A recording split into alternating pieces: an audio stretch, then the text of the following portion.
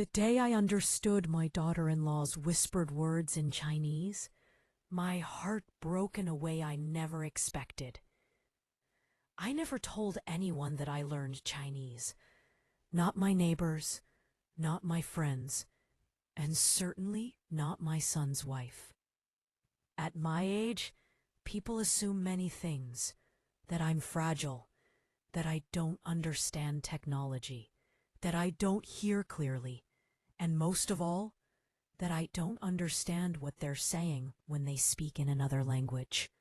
That misunderstanding almost destroyed our family. It started quietly, the way most betrayals do. My son, Daniel, married May 3 years ago. She was polite, graceful, and always smiled just enough to appear kind. She called me Mama and served me tea with both hands, a sign of respect in her culture.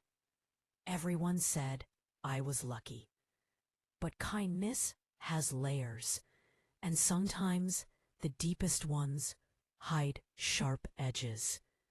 One afternoon, I was in the kitchen peeling apples for dinner. My hands moved slowly, but my mind was clear. May stood in the living room on the phone, her back turned to me.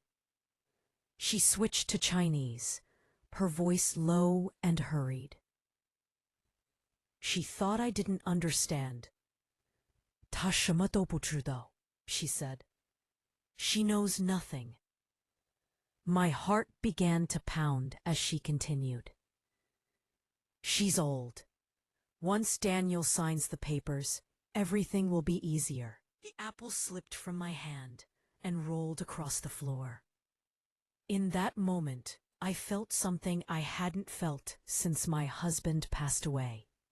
Fear mixed with disbelief. Why would my daughter-in-law plan revenge against me? I had loved her like my own daughter. I learned Chinese many years ago, long before May entered our lives. My late husband had worked overseas, and while waiting for him, I studied the language out of loneliness. Over time, it became a quiet part of me, unused, unnoticed, but never forgotten. Now it returned like a blade. I didn't confront her. I didn't cry. I picked up the apple, washed it, and continued cooking as if nothing had happened. But that night, I couldn't sleep. I replayed her words again and again. Once Daniel signs the papers. What papers? The next few days, I listened more than I spoke. May became careful, whispering in Chinese whenever she thought I wasn't nearby. But I was always closer than she realized. She spoke of selling the house, of convincing Daniel that I needed professional care, of teaching me a lesson for interfering. Interfering? All I had done was offer help, cooking meals, folding laundry, caring for their child when they were busy. I began to wonder if love itself had offended her. One evening, I sat in my room and looked at old photographs. My son as a boy, holding my hand. The house I had paid for with decades of work. The sacrifices no one remembered anymore. I realized something painful. To May, I wasn't family.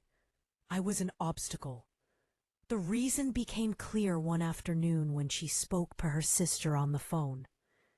She controls everything, May said bitterly. The house is in her name. Daniel listens to her. I feel invisible. There it was. Her revenge wasn't about hatred. It was about insecurity. She believed I was standing between her and the life she wanted. That realization hurt more than anger ever could.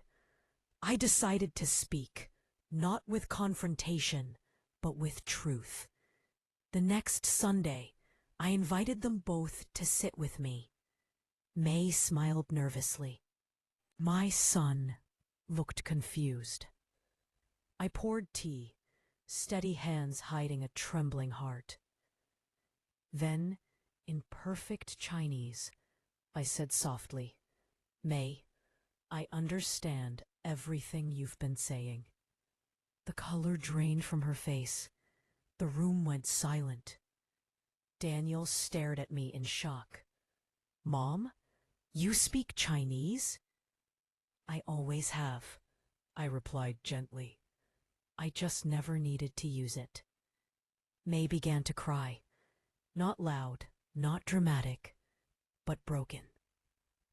She fell to her knees and apologized again and again. She admitted everything: the fear, the jealousy, the feeling of being replaced before she ever belonged. She wasn't planning revenge because I hurt her. She was planning it because she felt small. Daniel held her as she sobbed, his own eyes filled with tears. And for the first time, I saw my daughter-in-law not as an enemy, but as a wounded child desperate for control. I told them the truth. The house will always be a home for both of you. I never wanted power. I only wanted family. That night, something shifted. Trust doesn't rebuild instantly, but honesty plants seeds. May began to change. She spoke openly. She stopped whispering. She included me instead of avoiding me.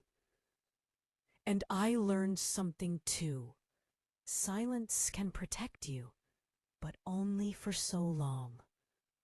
Now, when I hear Chinese spoken in my home, it no longer scares me.